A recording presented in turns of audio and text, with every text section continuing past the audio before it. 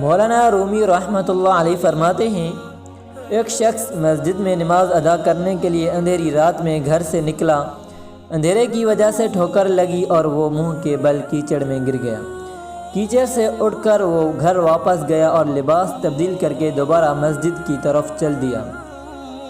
ابھی چند قدم ہی چلا تھا کہ دوبارہ ٹھوکر لگی اور وہ دوبارہ کیچڑ میں گر گیا۔ کیچڑ سے اٹھ کر وہ ایک بار پھر گھر واپس گیا اور لباس تبدیل کر کے مسجد جانے کے لیے دوبارہ گھر سے نکل آیا۔ اپنے گھر کے دروازے پر اسے ایک شخص ملا جو اپنے ہاتھ میں ایک روشن چراغ تھامے ہوئے تھا۔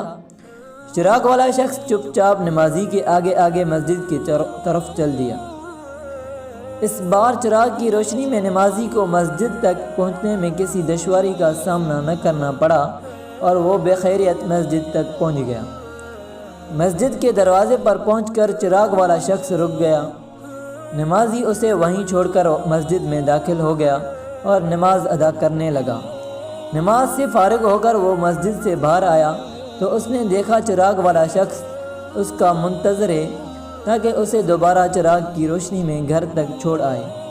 جب نمازی گھر پہنچ گیا تو نمازی نے اس اجنبی سے پوچھا، آپ کون ہیں؟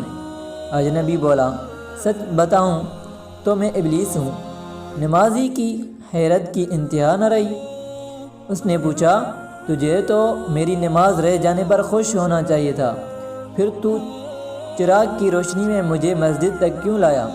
ابلیس نے جواب دیا، جب تجھے پہلی ٹھوکر لگی تو اللہ نے تیری عمر بھر کے گناہ معاف فرما دی۔ جب دوسری ٹھوکر لگی تو تیرے سارے خاندان کو بخش دیا۔ مجھے فکر ہوئی کہ اب اگر تو ٹھوکر کھا کر گرا تو کہیں اللہ تیرے سارے گاؤں کی مغفرت نہ فرما دے، اس لیے چراغ لے کر آیا ہوں کہ تو بغیر گرے مسجد تک پہنچ جائے۔